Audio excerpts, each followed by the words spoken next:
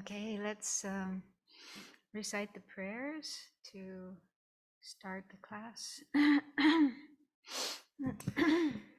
To the teacher endowed, transcendent destroyer, one thus gone, foe destroyer, completely and fully awakened one, perfect in knowledge and good conduct, one gone to bliss, knower of the world, supreme guide of beings to be tamed, teacher of gods and humans, to the Buddha endowed, transcendent destroyer, glorious conqueror, Shakyamuni, I prostrate, make offerings, and go for refuge.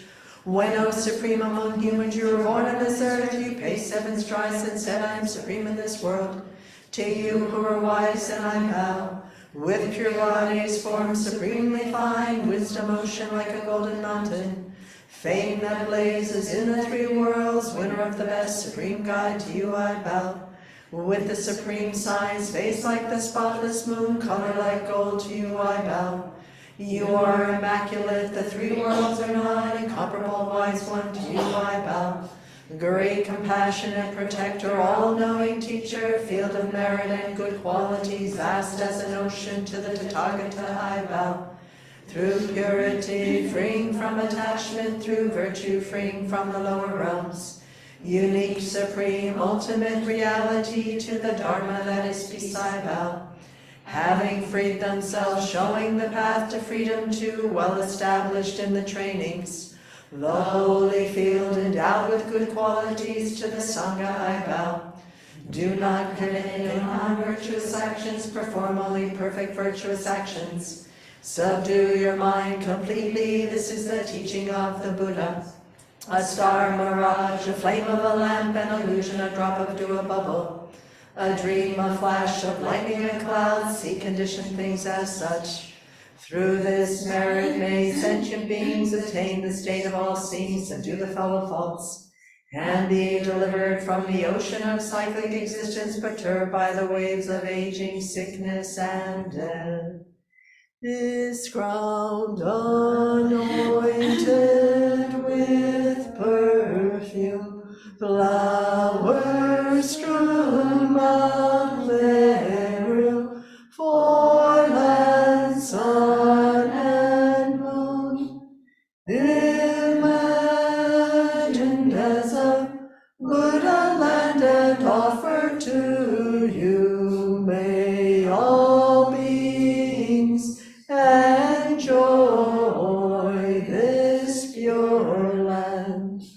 Venerable holy gurus, in the space of your truth body, from billowing clouds of your wisdom and love, let fall the rain of the profound and extensive Dharma, in whatever form is suitable for subduing sentient beings. Idam Guru Ratna Mandala Kambiryatayami. I take refuge until I have awakened in the Buddha, the Dharma, and the Sangha. By the merit I create by listening to the Dharma, I will attain Buddhahood in order to benefit all sentient beings. I take refuge until I have awakened in the Buddhas, the Dharma, and the Sangha.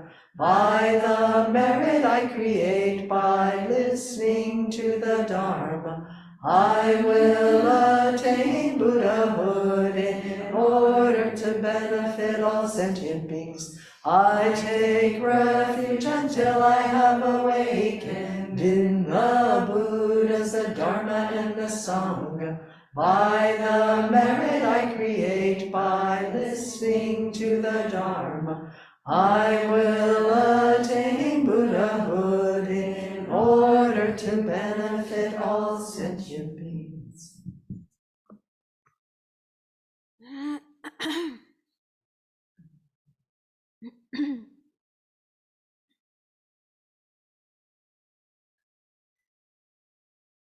So, as the motivation for being here, participating in this class, you can either recall, refresh the bodhicitta motivation that you generated earlier, or if anyone hasn't done that, you can do so now by bringing into your mind, your heart,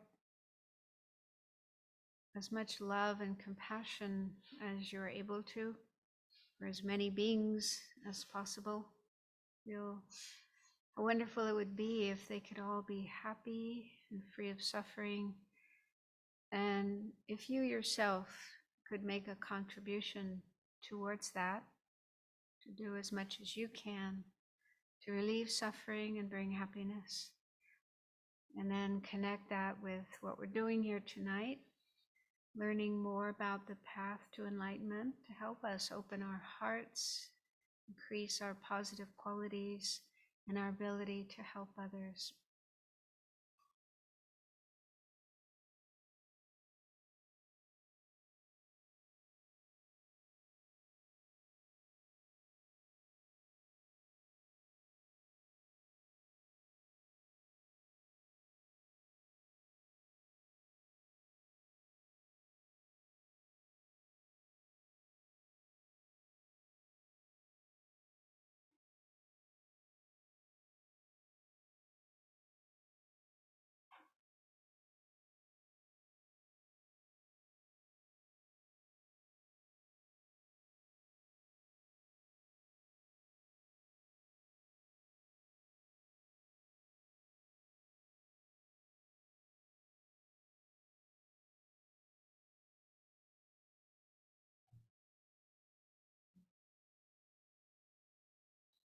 And then let's do a little bit of meditation on something we looked at last week. So we've been going through the topic of relying on a teacher, spiritual teacher.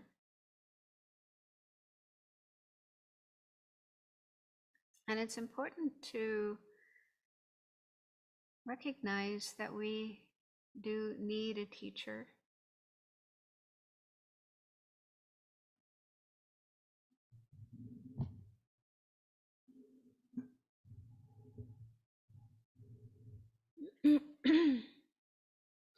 So when it comes to ordinary skills, abilities, like driving a car, using a computer, playing a musical instrument, learning some sport, learning a new language, and so on, we need to rely on experienced and proficient teachers. Can you think of any accomplished musician, athlete, or cook who did not have a mentor or coach who taught them and trained them?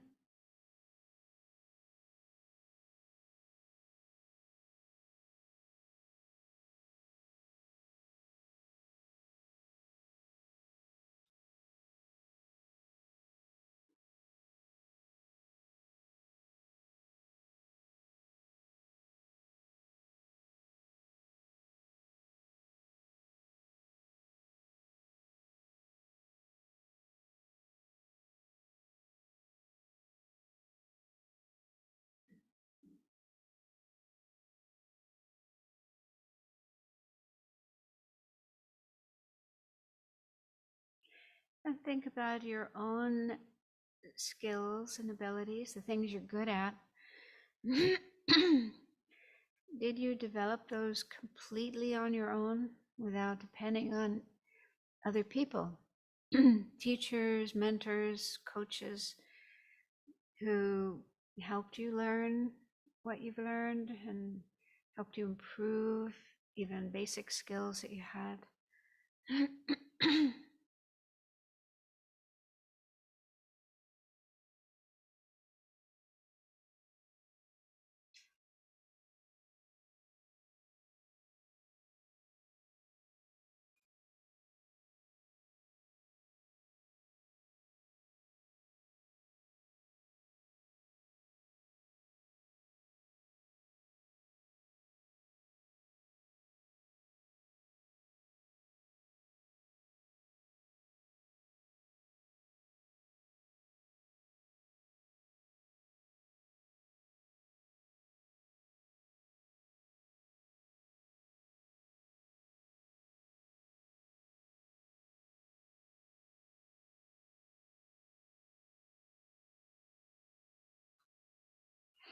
So, in a similar way, in order to understand the Dharma and practice the Dharma, which basically means learning about our mind, the different aspects of our mind, which ones are helpful and constructive, cause of peace and happiness, and which ones are harmful, destructive, cause of unpeace, unhappiness.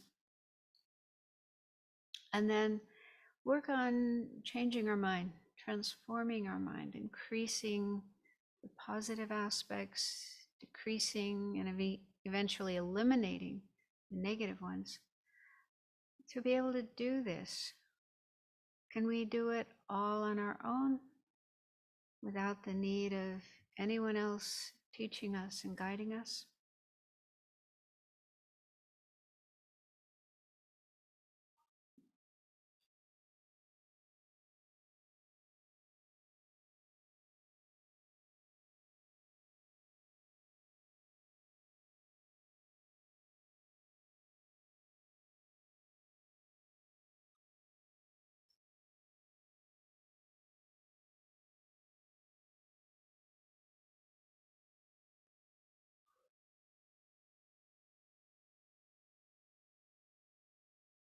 And in particular, the Dharma talks about higher states of mind, like nirvana or liberation, and full enlightenment, awakening, the state the Buddha attained. So these are extraordinary states of mind that's hard for us to even conceive of. So to be able to attain those states of mind, doesn't it make sense that we need guidance from those who understand how and can help us reach those states of mind?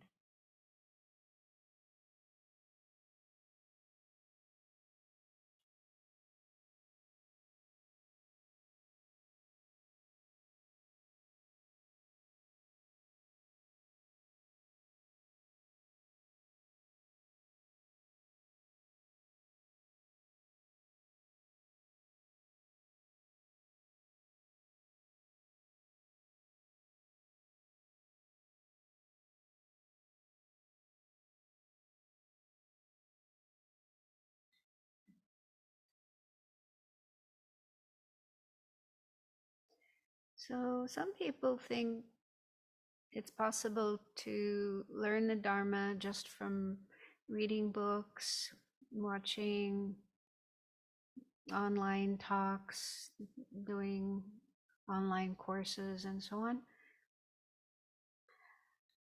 They don't need a teacher. So it's true that we can learn a certain amount of Dharma and even basic instructions on how to practice meditation from those sources. But to really be able to put the Dharma into practice and work on transforming our mind in a positive way, we need more than what we can just get from books and online talks. If we have questions, we need someone who's knowledgeable and experienced that we can ask our questions and get answers. We can't always do that with books.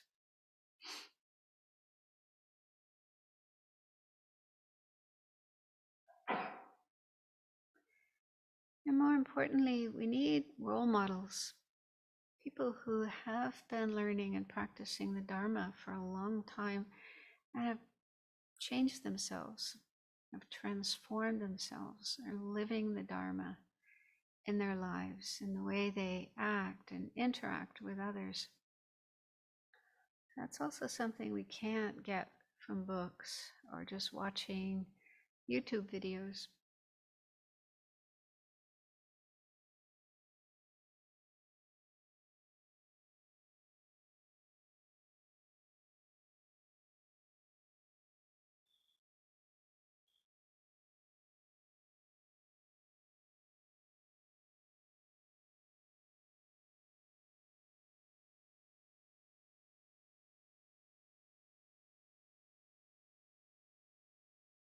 So see if you can understand that in order to follow the spiritual path, especially the one that leads to full awakening, Buddhahood,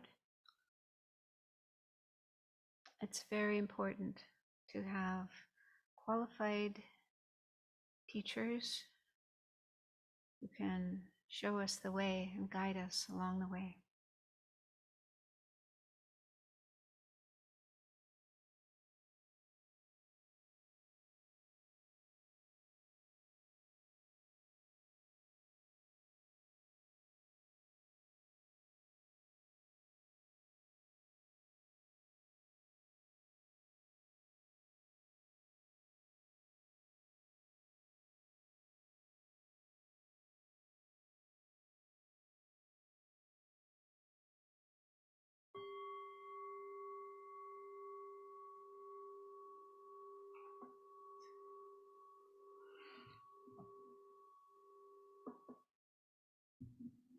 This doesn't seem to be on. Like, somebody. It doesn't matter.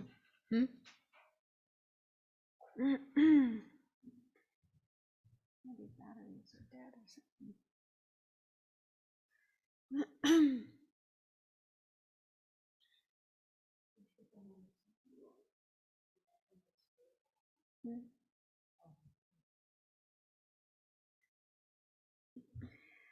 Okay, so last time we went through the qualities or characteristics to look for in a teacher, specifically a teacher who can guide us all the way to enlightenment. And it's also said that we need to take our time in checking a teacher to ensure they do have those qualities. It's said that Atisha, he had many teachers, but one of his most important teachers was Serlingpa in Indonesia. He made this long journey to go to meet that teacher. And even after meeting, he didn't immediately decide to take Serlingpa as a teacher. It's said that he spent 12 years checking, observing him, talking to his other disciples and so on. And doing this investigation to check if Serlingpa really was a qualified teacher that he could relate to, before finally making that decision. So some of my teachers have said, well, 12 years may be a long time, but at least a couple of years, 2 or 3 years. Don't just rush blindly into making a commitment to a teacher. So it is best to get to know them.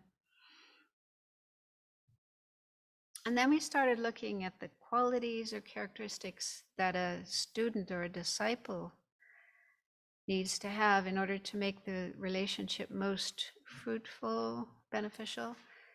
Maybe you could put this slide up. There's a slide related to this. Somebody doing the slides? Okay, never mind. And so there were 5 such characteristics that are mentioned in the Indian commentaries. And the first 3 are from Aryadeva, his text called The 400 Stanzas. And then there were 2 from Chandrakirti. So last week we looked at the first 3 of those qualities from Aryadeva, which are being impartial or unbiased, being intelligent, able to discriminate right and wrong, good and bad, and also being interested, having enthusiasm to learn and practice the Dharma. And before we go on, Venerable Rinchen emailed me a question about Aryadeva's verse that explains these 3 qualities. So the verse says that if a disciple doesn't have those 3 qualities, then the teacher's qualities do not appear, nor do those of the person who listens. This is on page 35 of the book, if you have your copy. And she found that in other books that had this verse, this quotation and explanation, they had various ways of explaining it. So here, it sounds like, if you don't have these qualities, then you won't see the qualities of the teacher, but also of the person who listens. And so this book makes it sound like the person who listens is oneself, whereas other books make it sound like it's other listeners, people besides yourself. And it seems that when you just look at the Tibetan text, it's not so clear whether it's talking about which listeners, yourself, others, both. And so it seems that various writers and teachers have interpreted it differently.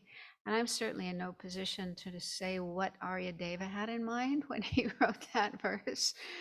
But thinking about it, it seems that the listener could refer to yourself, or it could refer to others, or both.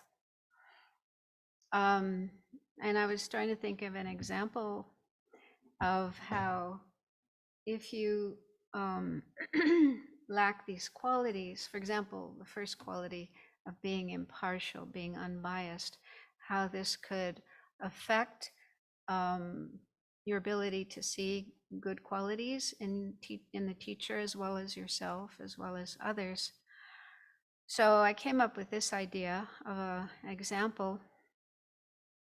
Let's say that because of various factors like being influenced by other people, parents, teachers, friends, society, and also your own life experiences, your own thoughts, you become mistrustful of faith and religious devotion.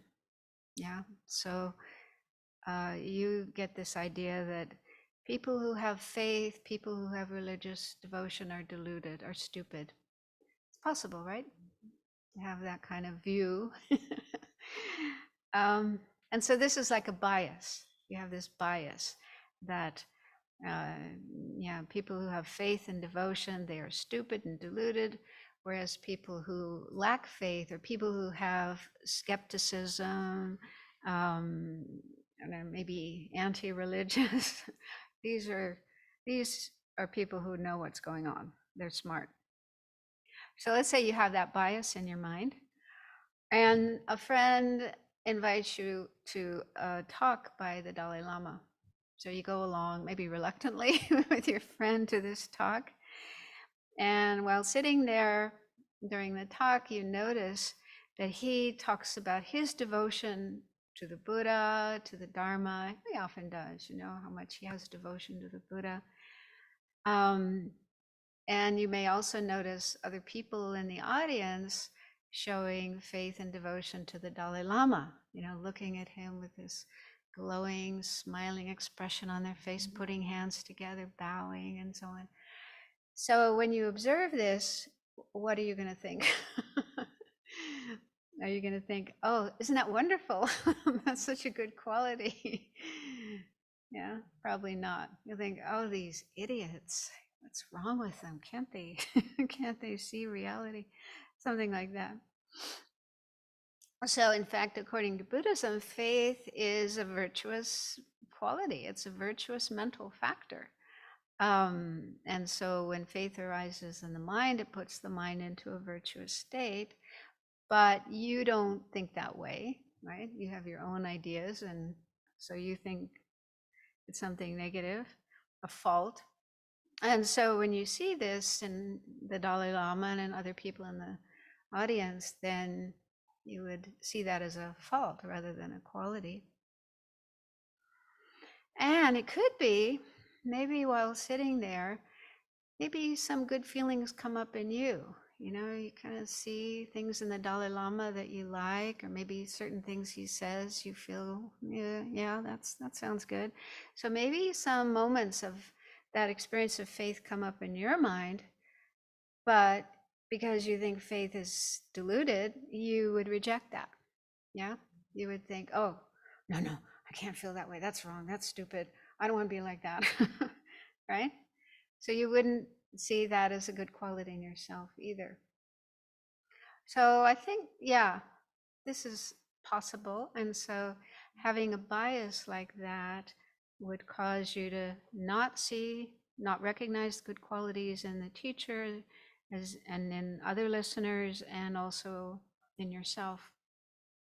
You would see good qualities as faults.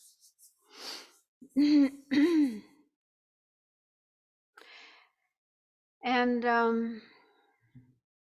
yeah, so I think that the listener mentioned in this verse from Aryadeva could refer to others, could refer to yourself. And in fact, it might be helpful to think of it as including yourself, because there could be situations where you're the only listener.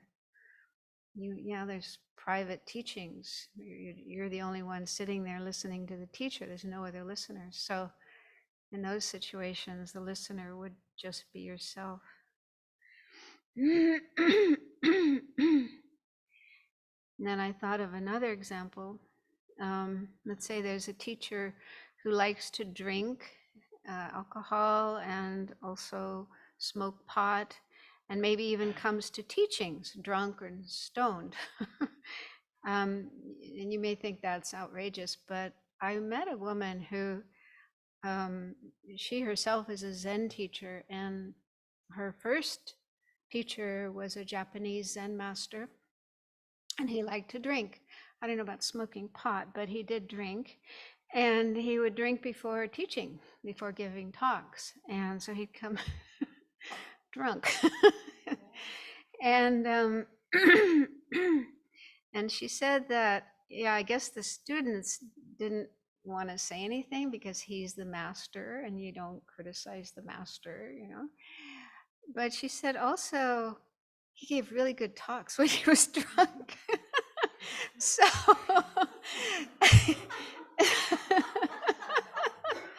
so she thought the students actually kind of liked it when he was a little drunk. So is that an example of codependency, you think? I don't completely understand that, but yeah, there was kind of support for the teacher's habit.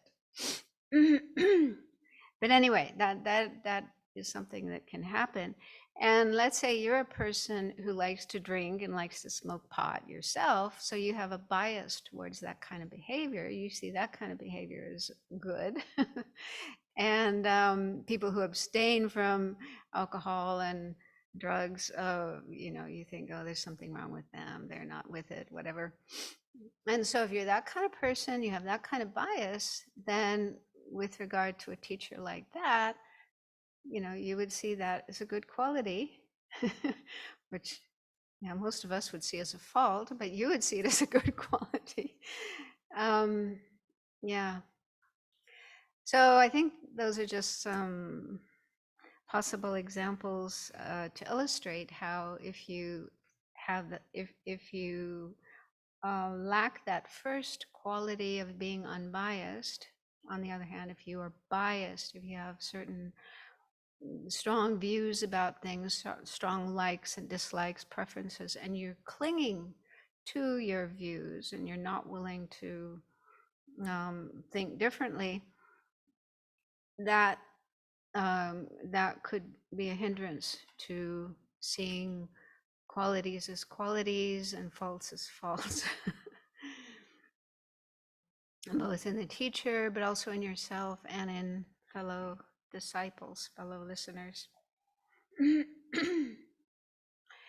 And I think also the second quality applies here too, because that's having the ability to discriminate right and wrong, good and bad.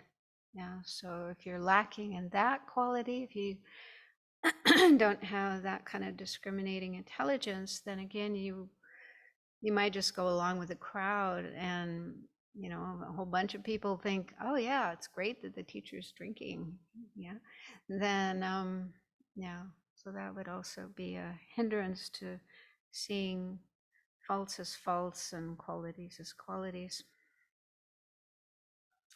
And the third quality, which is being interested, I was trying to think of how that would affect your ability to see qualities and faults as such. Maybe if you lacked interest in really learning the Dharma, then you wouldn't make much effort to, delve into the teachings on things like ethics, karma, the Vinaya, and what does Buddhism actually say about proper behavior and improper behavior. So he's kind of lazy about looking into that, not really interested in that. And so then you wouldn't have that knowledge. It would enable you to be more discriminative and discerning about qualities and so on. What is to be practiced, what is to be abandoned. So those are just some thoughts that I had. Does that help? And then there were two other qualities mentioned by Chandrakirti in his commentary to Aryadeva's text, the 400 verses, and those are respect for the Dharma and the teacher. There isn't much explanation in the books about that, but I think, yeah, we can understand that if you lack respect, or you have the tendency to be disrespectful towards the Dharma and teachers of the Dharma, then that would make it difficult for you to be a discerning disciple and have a healthy relationship with the teacher. And then an attentive mind, meaning that when teachings are given, you're able to stay awake and alert, listen, and also have a good motivation for the activity of listening. So then, so those are the 5 qualities mentioned in the Lamrim. I have in my notes from way back some other qualities. I'm not sure where I got these from, but I think it may be from Alex Berzin's book relating to a spiritual teacher, which, by the way, is a really, really good book because he's a long-term student and practitioner of Tibetan Buddhism, and being a Westerner, being from America, he's very much aware of some of the issues, some of the difficulties we have coming to this tradition, because Tibetans and Indians and most Asians, I think, grow up in a culture where there are lots of spiritual teachers, and having respect and devotion and following a spiritual teacher is just so commonplace, so normal. And so, people are just used to it. Whereas that doesn't really happen in our society. I mean, we do have religious people. We have, priests, ministers, rabbis, and so on. But I think the relationship with them is much more informal, and they're not, it isn't quite the same as what's described in the Buddhist texts. And often, they're people who are pretty ordinary as well, not necessarily highly accomplished, highly realized. Whereas when you read about some of the lamas in Tibet, or you meet some of the lamas, Tibetan lamas, and you're just like, wow, these people are really extraordinary. So not having that experience growing up and meeting these teachings partway through our life, we naturally have a lot of questions and maybe also doubts, concerns, difficulties. So his book addresses many of these and gives some very helpful advice. So I think these additional qualities that a student should have come from that book. So having a good understanding of Buddhism in general. So I mentioned that before, that, getting into a relationship with a spiritual teacher isn't something you do right at the beginning before you even know about Buddhism and you're sure that this is what you want to do. So you really first need to learn about Buddhism, think about it, and take your time, at least a couple of years, really exploring the teachings and also the practices and determining, is this right for me? Is this really what I want to do? So that's what you need to do first before making a commitment to a spiritual teacher. And then things like rebirth, karma, which are essential aspects of the Buddhist teachings. And also, you need to have appropriate goals and aspirations. Ideally, the minimum goal for following a spiritual path is future lives, not this life, not just happiness, good feelings, good experiences in this life, but fortunate rebirths in future lives to be able to continue following the path, and better still, the long-term goals of liberation, enlightenment. So having those as your goals, aspirations. Also, it's best, to have some level of maturity and emotional balance. In Alex's book, this part is definitely from his book. At one point, he talks about differences between being the disciple of a spiritual teacher and being the patient or client of a therapist. And I think that's important to understand, because I think some people do come to the Dharma with a lot of emotional problems, emotional issues. They're seeking help to deal with, sort out their psychological problems or their relationship problems and so on. And so they may actually, whether consciously or unconsciously, have this expectation that the teacher, the spiritual teacher, will help them sort those things out. And then, if the teacher doesn't give them the help that they wish for, they might, reject them, give them up. I once, no, I didn't meet this woman. I just heard the story about this one woman who was following a spiritual teacher, and one day went to him to ask for help with her relationship, her boyfriend. And the teacher, I think the teacher was a Tibetan teacher, gave some advice, but she wasn't happy with the advice that he gave, and then decided, no, I'm not going to follow that teacher anymore. And I thought, that's not really the role of a teacher, right? And probably most Tibetan teachers are monks, and they've probably been monks since they were this high, and they don't have much experience with relationships and don't fully understand Western culture and issues and so on. So to reject a spiritual teacher who can guide you all the way to enlightenment just because you don't like the advice they gave you on how to deal with your boyfriend, it can happen. but yeah, so it is important to understand what that relationship is all about and not have unrealistic expectations. So Alex points out these differences between being a disciple of a spiritual teacher, being a patient of a therapist. So he says, disciples of a spiritual teacher, unlike patients of a therapist, they first need to be emotionally mature and stable, free of neurotic attitudes and behaviors. So you need to be, well, okay, not 100%, but,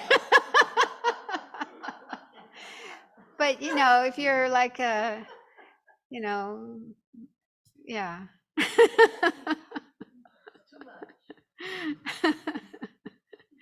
Anyway, you can argue with him about that. And then another point is that, you know, in a relationship with a spiritual teacher, you need to listen rather than be listened to. So that's, you know, when you go to see a therapist, you do most of the talking, right? But in a, at least in the traditional relationship with a spiritual teacher, they do most of the talking and you don't talk much at all. And in fact, Alex, in that book, he mentions he was a disciple of Circle Rinpoche, and I think he spent something like 9 years you know, being quite close to him, translating, and also working as a secretary, writing letters for him, arranging travel and courses and teachings and so on. And he said during that whole time, Circle Rinpoche never once asked him a personal question. Didn't ask him anything about his life, his feelings. And I don't know how typical that is. Other teachers might be different, but that was his, anyway, his style, his experience. So yeah, we shouldn't expect that the relationship with a spiritual teacher is going to be like a buddy, you know, like a friend that we can just hang out with. And I mean, it could be. It depends on the teacher. The teacher might be someone who is very happy to hang out and talk about anything and everything, but we shouldn't expect that. And that isn't really the role. That isn't the meaning of that kind of relationship.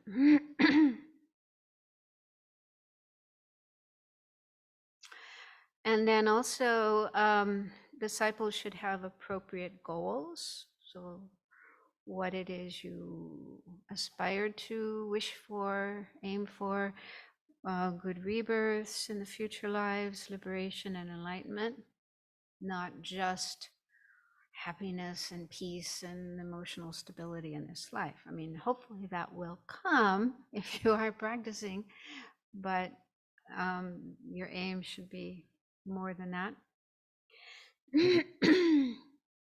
And then he says also, disciples of a teacher should make a lifetime commitment to changing their behavior. That may not always be the case in a patient-therapist relationship. I mean, ideally you should want to change your behavior, but that doesn't always happen. But in the case of the Dharma, we definitely have to make changes in ourselves.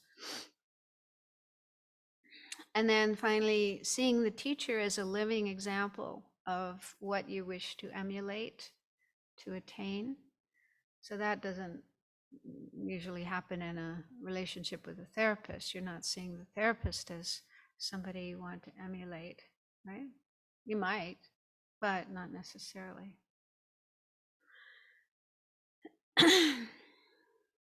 So anyway, if you want to learn more about that, it's on page 60 of that book.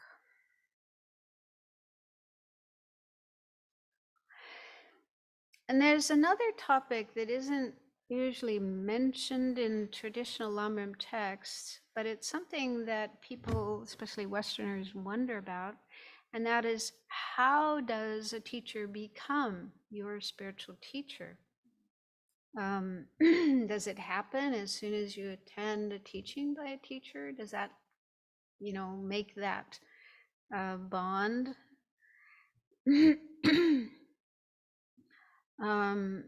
People wonder, do you have to make a formal request and have it accepted by the teacher in order for that person to be your teacher? So once during a visit to Singapore, Lama Zopa Rinpoche gave an explanation about this point. Um, so he said that, yeah, just attending a talk, a teaching by a teacher doesn't make that person your guru, and you have to have this guru-disciple relationship with him. It's up to you. It depends on your mind. He says if you attend a talk, a teaching by a teacher, and you have this conscious decision that you want to take that person as your teacher, as your guru, then that person becomes your guru. So it's up to you making that choice, that decision. And once you've made that decision, then you have this commitment to practice reliance on that teacher. But if you, again, if you attend a talk or teaching by a teacher and you haven't made that decision in your mind, then you don't have that guru-disciple relationship. But you should still respect that teacher for their knowledge and their activities to benefit the Dharma and sentient beings. So you should still have respect for that teacher, even if you don't decide to take them as your teacher, as your guru. But there are other ways that a teacher automatically becomes your guru without choice. And that is if you receive refuge, like when you take refuge with a teacher, that person becomes one of your teachers. And precepts, any precepts such as pratimoksha precepts, the monastic precepts, or the 5 lay vows, 8 Mahayana precepts, the person who gives you those, bodhisattva vows. So anytime you take any of those types of vows or precepts from someone, that person is one of your teachers. And then also oral transmissions of texts. They call it lung in Tibetan. So this is when a teacher reads a text, and it's like, making this transmission. They themselves receive that transmission of the text from their teachers, and now they're passing it on to others. Or tantric initiations, tantric empowerments. So in any of those situations, then it's not a question of choice. You do have that person as your teacher. But I think there could still be exceptions to that. I hope so, because I've been in a few situations where I didn't really have the intention. For example, one time in Singapore, this one teacher came to town and he wanted to visit our center, and he came, and then when he was there, he said, "Oh, I want to give you a lung. I want to give you a transmission of this text." And we couldn't really say no. So we all sat down. But because I didn't really have the intention, I didn't go into this situation with the intention, I'm going to receive a lung from this teacher, then I don't feel that I did actually receive it. And because I didn't know this teacher, I didn't know anything about him. And I didn't want to just automatically take him as a teacher. So I hope that situations like that, which are sort of accidental, not intentional, you didn't really, the same could also happen in case of an initiation. Maybe you go to a teaching, you think it's a teaching, and then suddenly the Lama says, "Oh, I'm going to give you an initiation." I mean, I guess you could get up and walk out, but that might be awkward. But I think if you decide in your mind, I'm not receiving this initiation, I'm not ready for this, I'm not ready to take this person as a teacher, then I don't think, you are. Because just being in the room doesn't mean you're receiving an initiation. You do have to mentally participate in the ritual and do the visualizations and so on. So I think even in those situations, there's still some choice if you don't really want to take that person as a teacher and make a disciple teacher relationship with them.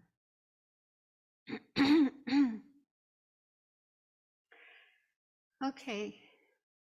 Any questions? Is that you asking a question? Oh, it looked like. Any questions about this before we move on?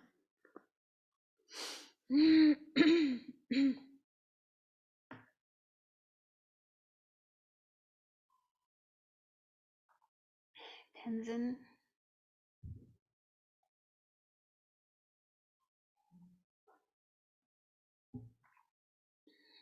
Venerable, this is tricky. So if one has already relied on a teacher, but later found out that the teacher is not qualified, then what happened? Not qualified. That means that, maybe that teacher actually involved in unethical activities, and then how's the view of like renouncing a teacher or something? Yeah. Well, yeah. So if you find out that, yeah, I mean, this happened to me once. When I was in Singapore, this young man came to see me, and he was quite distressed. He had been following a certain teacher who was supposedly a monk and gave really good teachings and had a lot of followers. And the young man actually went and stayed in the center of this person. And while he was there, he discovered that this teacher was having sexual relations with the female disciples. And he confronted the teacher. He went, asked the teacher, "Is this true?" And the teacher said yes. And he gave some excuse like, "I'm working really hard and I have a lot of stress and this helps me really much." But he was still wearing robes and, looking like he was a monk. And so this young man was just really, really, really upset. And he just went home. And for a long time, he didn't want to have anything to do with any other teachers. And then finally he came to see me, and I was really touched by his story. And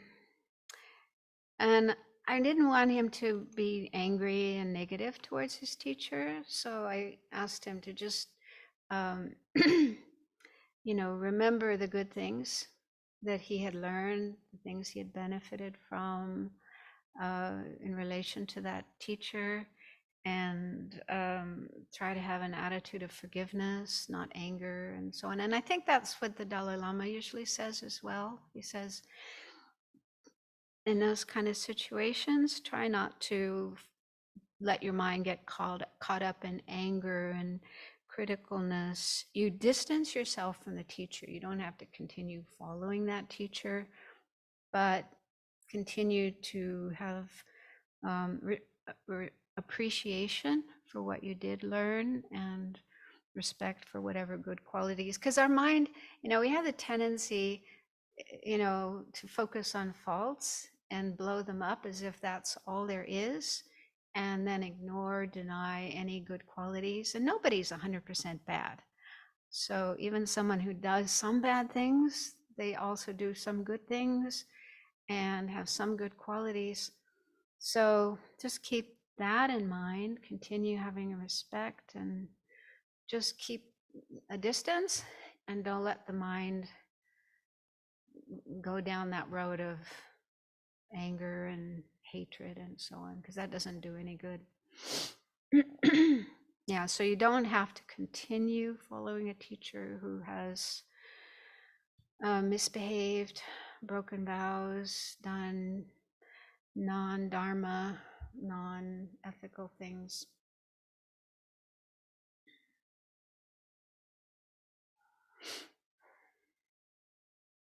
Yeah, some teachings, some of the traditional teachings make it sound like no matter what your teacher does, you never give them up, you never renounce them, you never see any fault.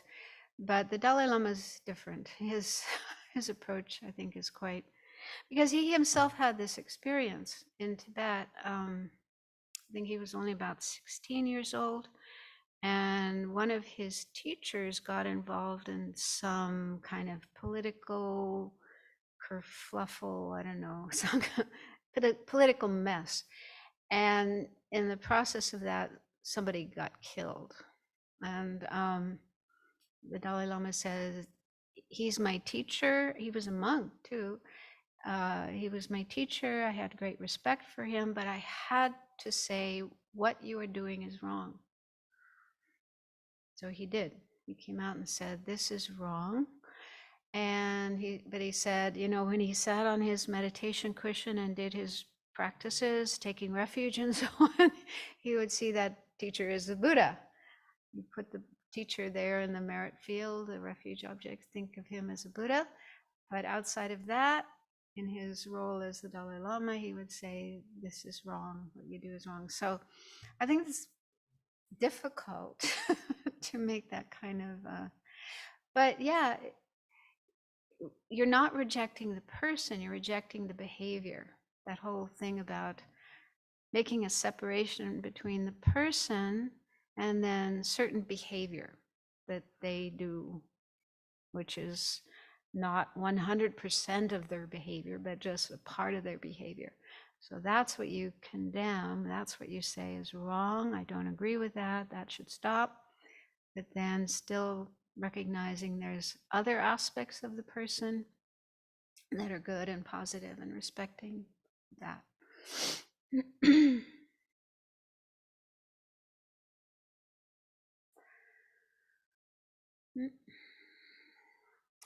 Okay, so then now we move on to the next topic, which is how to rely on a teacher. So after having gone through this process of checking the qualities and deciding to take someone as a teacher, then this is what you do.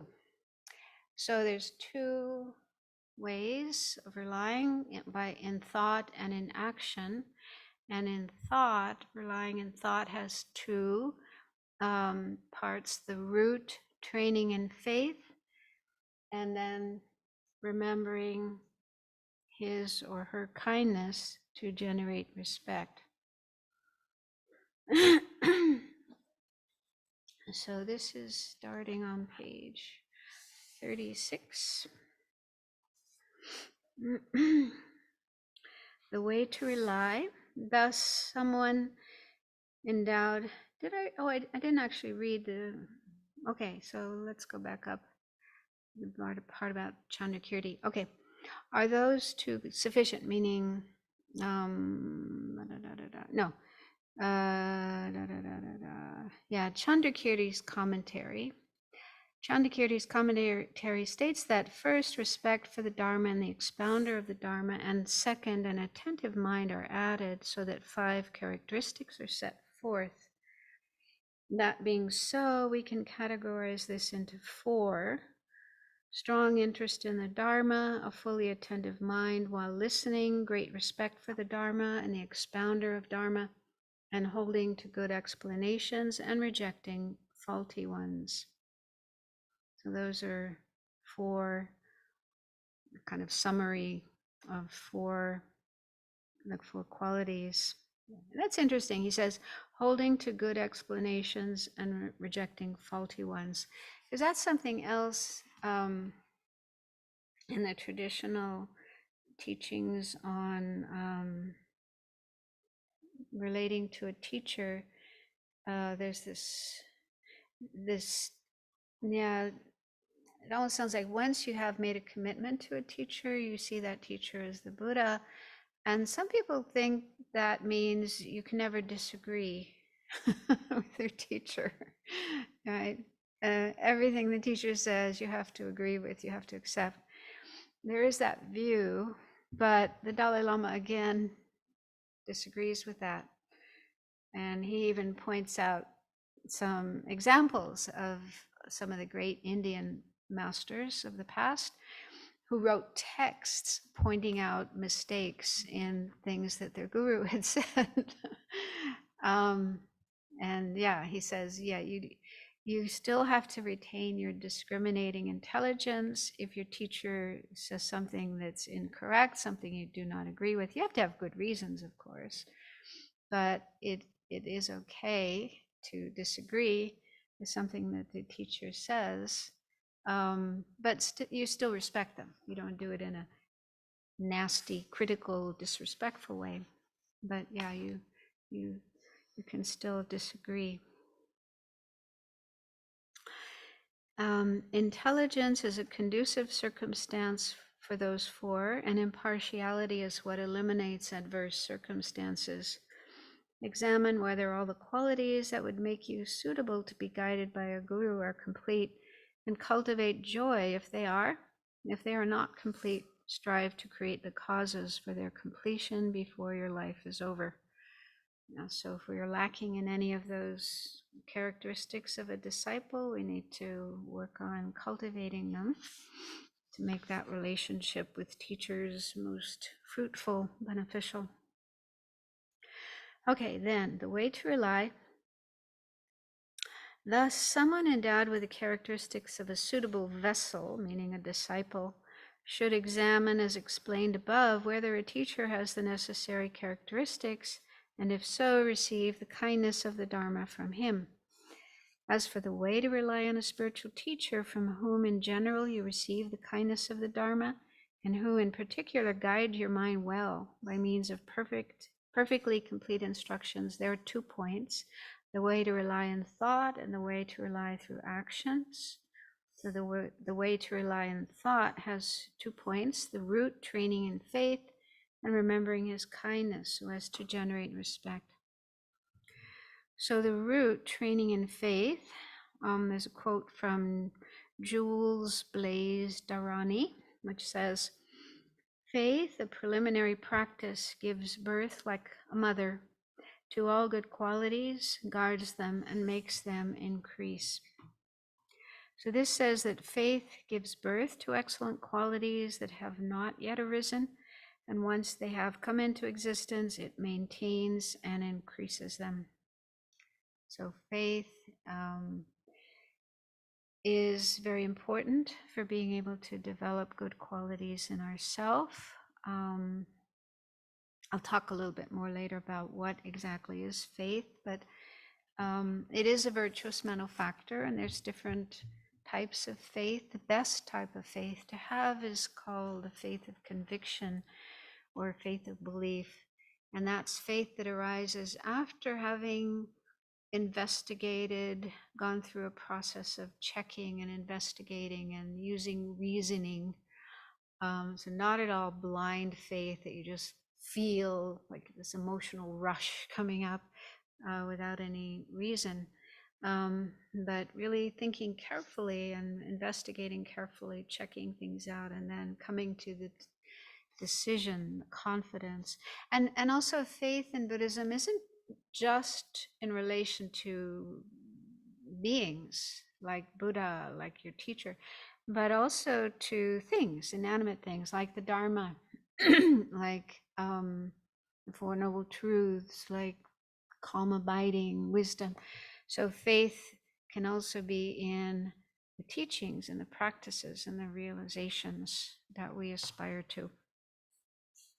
But yeah, it's best to come to faith through a process of learning, investigating, using logic and reasoning, and that kind of faith is very firm and, say, unshakable. Even if someone comes along and tries to knock down what you believe in, you stand firm. Okay, then another quotation from the 10 Dharmas Sutra that says, "Faith is the foremost vehicle leading to definite release.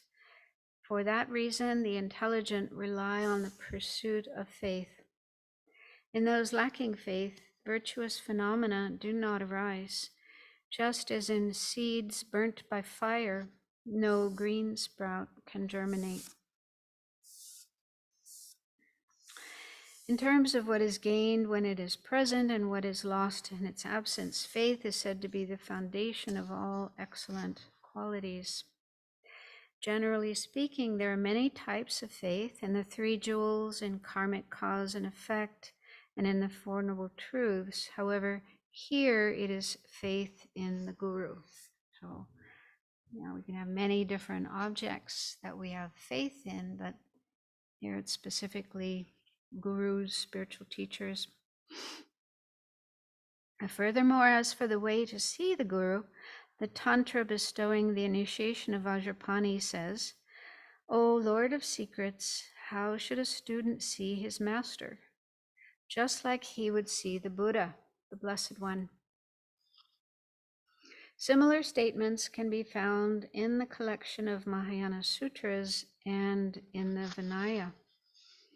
Their meaning is this: if you understand that someone is like a Buddha, a mind finding fault with him will not arise, and a mind contemplating his excellent qualities will.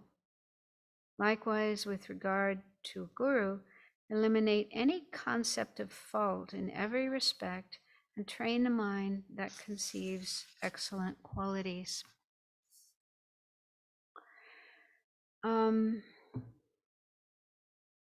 So what's presented here is similar to other Lamrim texts, traditional Lamrim texts.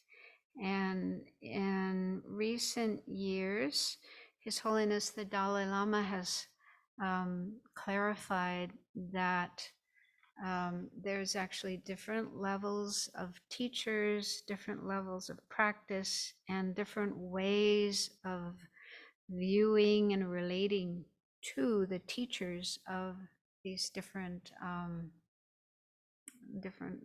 types of practice. So Lamrim texts are generally, as far as I know, all geared to lead people into Tantra, into Vajrayana Buddhism. I'll talk later about that. His Holiness has made some comments about that. And but yeah, I think because Tantra was so widespread in Tibet, everybody and their mother and grandmother and kids practiced it. Even as little kids, received tantric initiations and were starting to recite tantric mantras. It was so widespread, so common. And I mean, there's a reason too. It's not just because it was widespread, but according to Vajrayana Buddhism, if you really want to become a Buddha, you have to practice Tantra. Eventually, either now or later, eventually, you do have to engage in Vajrayana practice, Tantric practice, to go all the way to Buddhahood. And so with that understanding, then I think the teachings were all guiding people eventually into Vajrayana. And so because of that, then it's the tantric way of relating to teachers, the Vajrayana way of relating to teachers that's presented here, seeing teachers as Buddha. And you can see this quotation here is from a tantra. Although he says there are similar quotations in Mahayana Sutras and in the Vinaya. But what the Dalai Lama says, and this is, you can find this in volume 2, Foundations of Buddhist Practice, is that what it's called? There's a really nice section in there on relating to a spiritual teacher where His Holiness clarifies this. He says there's 3 different ways of viewing teachers according to 3 different types of practice. So I'll just read, this is from volume 2. So the first way is fundamental vehicle, which is sometimes called Hinayana. So a fundamental vehicle teacher instructs us in the 4 truths, gives us refuge and lay or monastic precepts, and teaches us the Vinaya, the monastic discipline.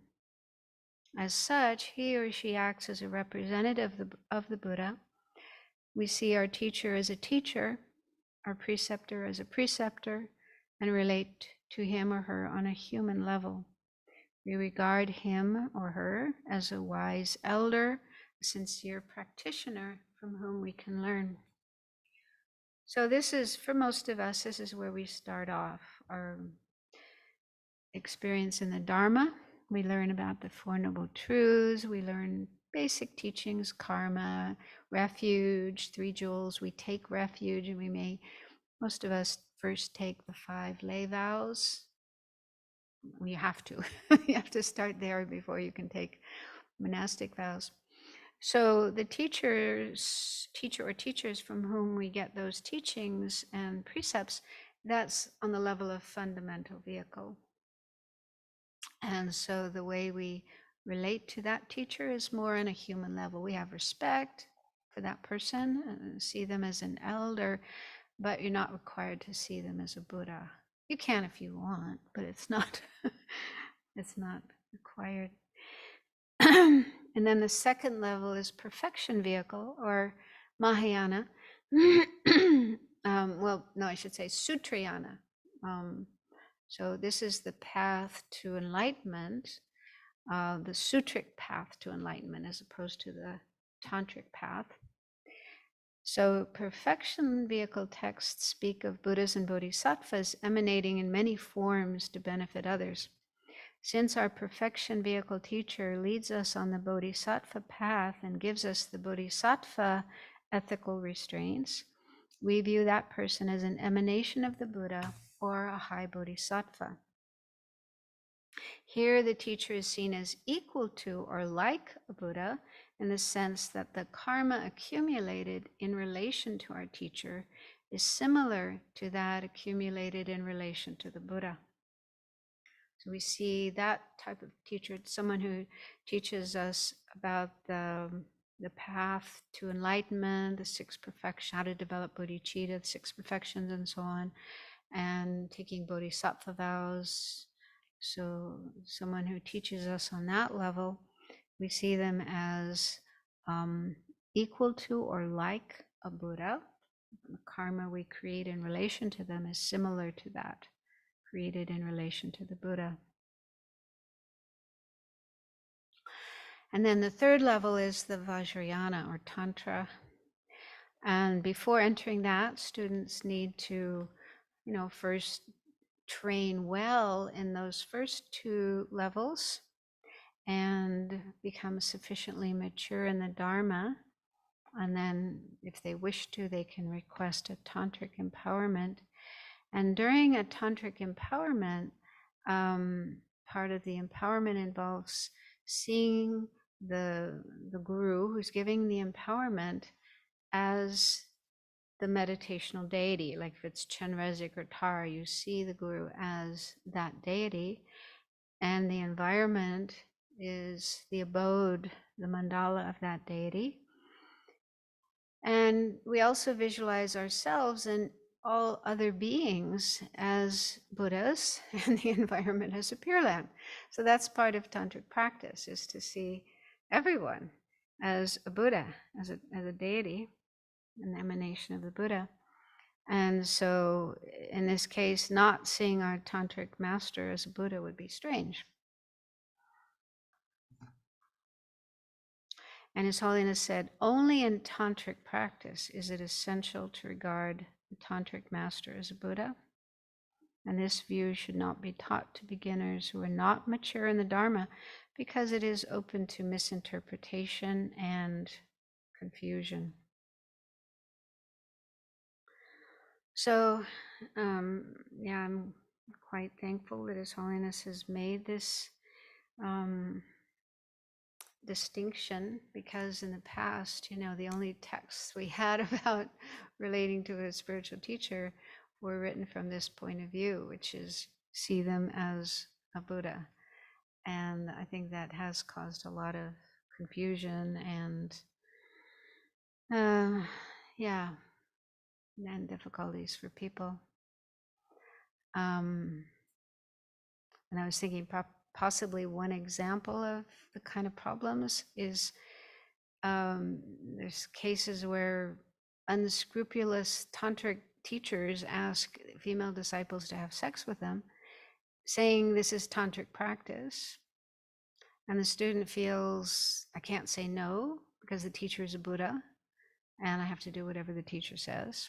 But then later she'll feel manipulated, abused, confused. So this has happened. There have been cases of this. And it may occur because the student hasn't really studied and practiced the basic teachings of Buddhism, or maybe they lack maturity and self-confidence, because some students do say no. I met one woman who said, a teacher tried to do this to her and she said no, because he was a monk and she knew that wasn't right for monks. So she had the confidence and wisdom, I could say intelligence, to be able to say no, I'm not going to do that. But others don't have that confidence, don't have that ability to discriminate, and then they can get really messed up afterwards. And so I think it is really important to have a proper understanding of all the different levels of the path and the different ways of relating to teachers. And so it's really fantastic that His Holiness has clarified this.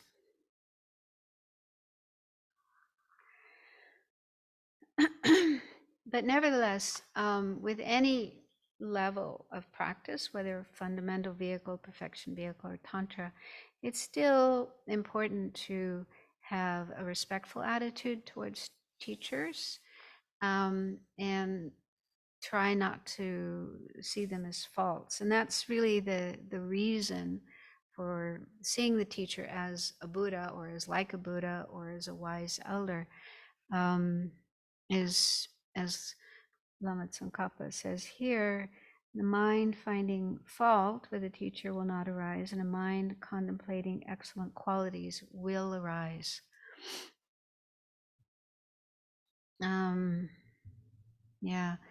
So in Alex's book, he says, if we focus on good qualities of a teacher, this uplifts us, it makes our mind clear, inspires our practice.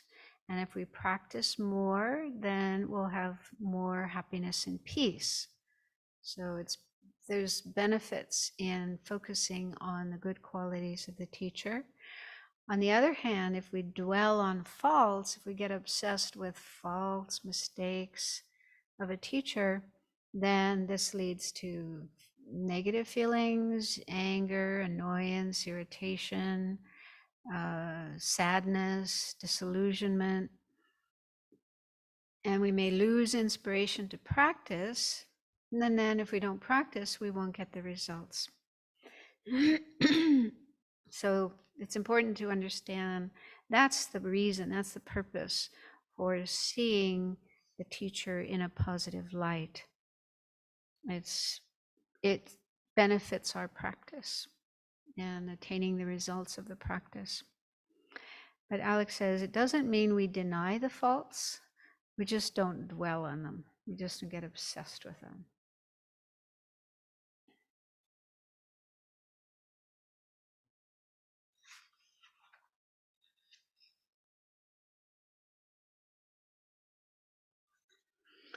Okay, so on the next page, page 38, the above tantra, meaning tantra bestowing initiation of Vajrapani, also says, apprehend your master's excellent qualities, don't ever apprehend his faults. Apprehending his qualities will gain you siddhis, those are powers. Apprehending his faults will block their attainment. You should act accordingly. Thus, if excellent qualities predominate in your guru, but you think about him in terms of the few faults he has, this will become an obstacle to your own siddhis. Even if faults predominate, if you train in faith from the perspective of his excellent qualities without thinking about him in terms of his faults, this will cause siddhis to arise. When it comes to your own guru, whether his faults are great or small, contemplate the faults of thinking about him in those terms, repeatedly generate a mind to eliminate this and make it stop. If concepts of faults arise due to carelessness, acute afflictions, and so forth, apply yourself to confession and restraint. if you familiarize yourself with these antidotes accordingly, you may see that there are a few faults, but since your mind focuses on excellent qualities, it will not become an obstacle to your faith. For instance, Atisha upheld the view of the Madhyamaka, while Serlingpa, the teacher in Indonesia that he spent a lot of time with, upheld the view of the true aspectarian Chittamatra, which is why, in terms of view, one guru was higher than the other. However, as Atisha discovered the general stages of the Mahayana path and bodhicitta relying on him, he regarded Serlingpa as peerless among spiritual teachers. So that's actually a good example. Atisha, his view of reality was the Madhyamaka Prasangika, which is considered the highest view, and his guru, Serlingpa, was a Chittamatran. So he held a Chittamatra view. And Atisha knew that, but didn't agree with him. He must have, I don't know how he dealt with that. Maybe he probably didn't criticize, but he just kept quiet. But in his mind, he didn't agree with his teacher, his teacher's explanation about, ultimate truth, how things exist. But that didn't become a hindrance for him. Yeah, he didn't reject his teacher because of that. And he said of all his teachers, he regarded Serlingpa, I can't remember the terms, but as the most kind, because it was in relying on Serlingpa that he developed bodhicitta. So learning about bodhicitta, developing bodhicitta, the bodhisattva path, that is what he gained in relation to Serlingpa. And so, and that wouldn't have been possible if he had gotten obsessed because Serlingpa's view regarding, ultimate truth didn't accord with his. So, so there are different things we can do if we do think there may be a fault in our guru. One is to check, is it really a fault? What we may think of as a fault may be more a question of our own likes and dislikes, our preferences, our prejudices. So, for example, you might be a person who likes to go to bed early and get up early, and you have a teacher who goes to bed late, or maybe doesn't go to bed at all, and you get annoyed about that. Is that really a fault? Your mind might make up a story about that being a fault, and you can get kind of angry and negative. But is it really a fault? Or is it just because of differences in habit and preferences? Or maybe you're a vegetarian, you're a vegan, and your teacher eats meat. So you could get all hung up on that. Maybe even think, I can't follow this teacher. They're eating meat. They're causing the death of sentient beings. I mean, you can always talk to the teacher about it. They might give you some good reasons, like the Dalai Lama. He often talks about this, that he once tried to be vegetarian and his health suffered and his doctors advised him to eat some meat. So, though he does, but he does say he tries to avoid it as much as he can, but he does sometimes eat meat. So he offers an explanation of that. And other teachers, especially those who grew up in Tibet, I mean, they had a very different life, different diet, and so on. So, yeah, some people, they may wish to be vegetarian, but it doesn't work for them, doesn't work for their body, their health. So they may need to eat meat. So instead of getting all hung up on that and maybe even thinking of rejecting a guru for that reason, it's better to investigate it and come to terms with that. So even if you have some difficulty understanding or accepting the behavior, it's best to avoid getting obsessed about it. Letting that become a hindrance in your relationship with your teacher. Understand, everyone is different. Everyone has different ways of doing things. And this thing about what you regard as a fault may not really be a fault. Somebody else might regard it as a quality. So that can be very helpful. Yeah. Lama Zopa Rinpoche told this story about there were in Tibet, two disciples making a journey to see their teacher who lived in, sounds like he was in a cave or a hermitage in a very remote place. So they had to walk a long way and it was quite a hard journey. And they finally arrived at the teacher's place and the teacher served them some tea and the tea was cold. And probably because in that kind of situation, you don't have a gas stove or an electric stove you can turn on just like that and make the tea hot. You probably just light a fire once a day, make yourself a pot of tea, and then it, gets cold. So one of the disciples was quite upset about that. And look, we made this long journey to see our teacher. He served us cold tea. So he didn't say anything, but in his mind, he was quite unhappy, negative. But the other disciple was like, oh, how kind our teacher is. He's thinking of us. He's serving us this tea. He didn't mind if it was cold. He was just so happy to see his teacher.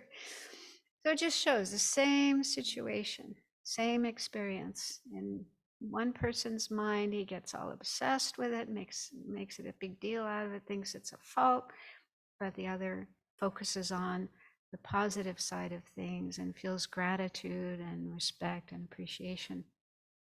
So, yeah, we don't have time, but there's a meditation from Alex's book. It's actually from the 5th Dalai Lama, a meditation for dealing with perceived faults in a teacher. So maybe at the beginning of next class we can go through that because it's quite nice. Different ways of thinking about what may appear as faults to us to help us relieve our anxiety and our negative feelings, because it is important to recognize that that isn't helpful, letting our mind get hung up, obsessed with what may not really be a fault, but it's just our way of thinking, our perspective. Okay, any question? Yang Chen?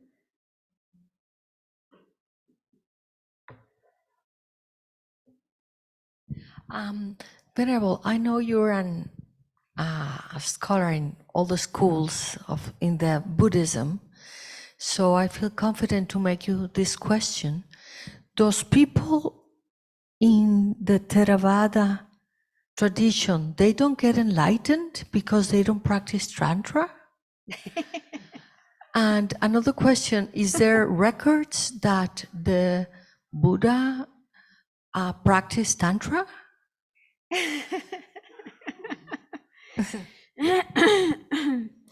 Well, you wouldn't, okay, with regard to the last one, you wouldn't find those records in Theravada teaching. You wouldn't find any mention of that in the Theravada teachings, nor in the general Mahayana, Sutrayana teachings, but in the teachings, it says that yes, the Buddha did practice Tantra. He first spent 3 countless great eons following the sutra path, developing bodhicitta, practicing the 6 perfections. And then in his final rebirth, final life, just before enlightenment, he was in Akanishta Pure Land. And there he received tantric initiation and practiced Tantra. And then, so I'm in no position to say this is true or not, but this is what is explained. But when you do study Tantra, again, I don't fully understand it, but it isn't just a prejudice, like our system is best and everybody has to practice it, but it's the whole technology or physiology, or I don't know how to what the word is, but just the process of what you go through when you're practicing Tantra, that is something everyone needs to do in order for their mind to reach full enlightenment, full awakening. And as for the Theravada, well, again, according to Vajrayana, well, even according to Mahayana, if someone is following the Theravada tradition and they reach their goal, which is becoming an arhat, attaining nirvana, no more delusions, no more suffering, no more rebirth, they're free. And they stay for a while in that blissful state of nirvana. In fact, they stay a long time in that blissful state of nirvana. But eventually, the Buddha will rouse them from that meditative state and inform them that they have more work to do, because they still have some obscurations in their mind that prevent the attainment of full awakening. And so then the Buddhas and Bodhisattvas will teach them and guide them. They will develop bodhicitta, follow the Mahayana path, and eventually reach enlightenment. I don't know if you try to explain this to someone who's following the Theravada, how they would feel about it. It's better not to. Maybe, yeah, they might not agree. So yeah, we don't normally talk about, but that's how it's explained in the Mahayana tradition.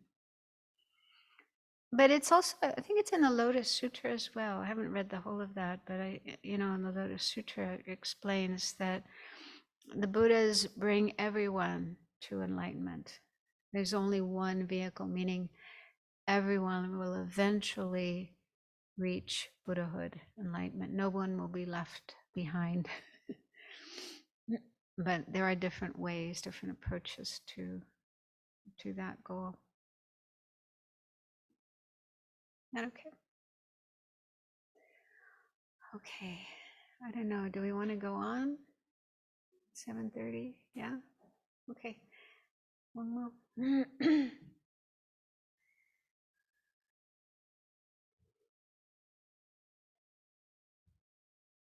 Just to piggyback off of that last question, are tantric practices only something like, do you need a human body to do them?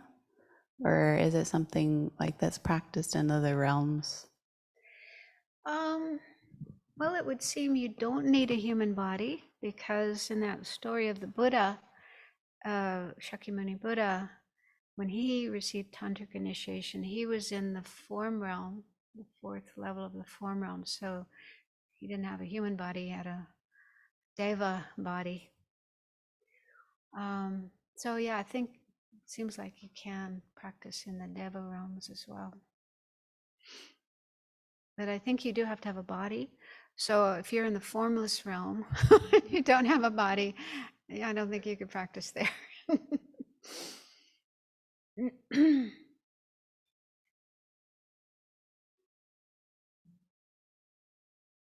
When you do the practice of seeing your tantric master as the Buddha, are you aware? Are you supposed to be aware that this is just a practice, or do you sort of say, no, this is objective reality? That person is the Buddha.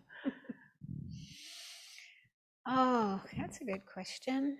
I mean, for me, it's always difficult to have 100% absolute conviction. This is true. This is objective reality.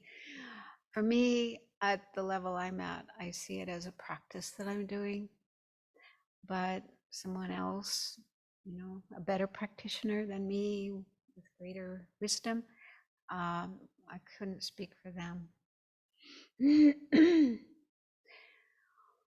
I mean, they do, I'm trying to remember, yeah, they do say that how you see your teacher depends on your own level of mind. And as long as we're ordinary beings, we still see our teacher as an ordinary being. When we have the direct realization of emptiness and we become an Arya being, then they say we see our teacher as the Sambhogakaya, the complete enjoyment body of the Buddha. So, yeah, I don't fully understand that, but that's what they say. So, and then if you have strong delusions, predominance of afflictions in your mind, then you would see your teacher as full of faults, like Devadatta, the Buddha's cousin. And I think there were a few other examples as well who were right there with the Buddha. And the other disciples saw excellent qualities. Some even saw the signs and marks, what do they call them? The signs and marks of a Buddha. But Devadatta and others just saw faults. So how you see a Buddha or how you see a teacher depends a lot on your mind. But we can work on that. And that's a big part of this whole teaching on how to rely on teachers, is how to work on our mind, how to train our mind to see, focus on the good qualities, the excellent qualities, and not focus on the faults. And that really helps us to see, purify our mind and see our teacher in a better way. And it's for our own benefit. That's important to understand. It's not for the benefit of the teacher. It's for our own benefit, for our own practice, our own spiritual development that we do these practices. With that practice, though, aren't you trying to see everyone as a Buddha? You're not just exclusively saying, I'm seeing the teacher as a Buddha. I thought you're supposed to see everyone as a Buddha. Yeah, when you're practicing Vajrayana, if you're really practicing, which I always have difficulty to do, but you're really practicing, you're training yourself to see all sentient beings as the deity, and yourself, all beings, and your teachers as well. Yeah, that's part of the practice.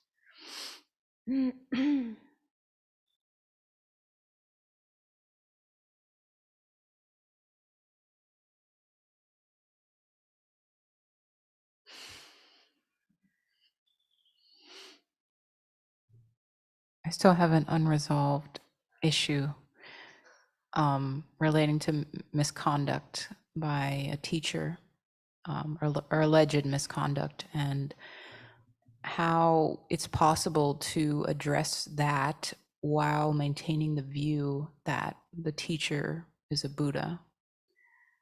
How are those two compatible? So you're saying there's a teacher who engaged in some misconduct, and how you see that person as a Buddha. Well, again, I think it's a question of, this is a practice that I'm doing for my own benefit, for the benefit of my mind. So, like the Dalai Lama said with regard to that teacher who got involved in this political intrigue, when he's sitting on his meditation cushion, visualizing the merit field, all the gurus, and so on, he sees them all as Buddhas. And I don't know. I mean, it's puzzling to me. It's hard for me to understand that, but I would guess that you're doing that. You're seeing that as a practice that you're doing for your own mind, for your own benefit. And then with regard to this behavior outside, this other behavior that the person did, you would see that as that is not correct. And maybe you just don't get involved in thinking, why did he do that if he's a Buddha? I don't know. I really can't say. Let me think about this, and I'll come back next week. It's challenging. When I heard His Holiness tell that story, I thought, that sounds like some kind of mental gymnastics that I am not capable of. And it may have been hard for him as well. Maybe he had to really work at it and, work through things to be able to get to that place. Or because of his incredible wisdom and merit and lifetimes of practice, he was able to do it easily. I don't know. I can't really say, but that's how he describes it. I'm still working on that myself. But one thing they do say is, one way of thinking is the teacher might be kind of showing the aspect of this fault in order to teach us something, like, this is what you shouldn't do, or this is what you look. I think I've heard Venerable children say that, oh, this is showing me what I look like when I'm behaving that way, when I'm caught up in that particular affliction. So it's kind of like, yeah, a mirror, holding up a mirror to me. And I still have that fault myself. So am I in any position to judge somebody else for having it? I don't know. These are just some thoughts that I have, but I'll think about it and come back next week. Okay, so let's finish there and dedicate the merit of this time together, looking at these precious teachings. May the spiritual teachers who lead me on the sacred path, and all spiritual friends who practice it, have long life. May I pacify completely all outer and inner hindrances. Grant such inspiration, I pray. May the lives of the venerable spiritual mentors be stable, and their virtuous actions spread in the 10 directions. May the light of wholesome's teachings dispelling the darkness of the beings in the 3 worlds always increase. Idam Guru Ratna Mandalakam Niryatayami. Due to this merit, may we soon attain the awakened state of Guru Buddha, that we may be able to liberate all sentient beings from their suffering. May the precious Bodhi mind, not yet born, arise and grow. May that born have no decline, but increase forevermore. In the snowy mountain pure land, you're the source of good and happiness. Powerful Tenzin Gyatso Chenrezi, may you stay until samsara ends. May the deeds of explaining and practicing the Dharma, done by groups supporting the teachings and their upholders, who spread the view of dependent arising and non-violent actions, bring the 10 directions. And especially at Sravasti Abbey in the west,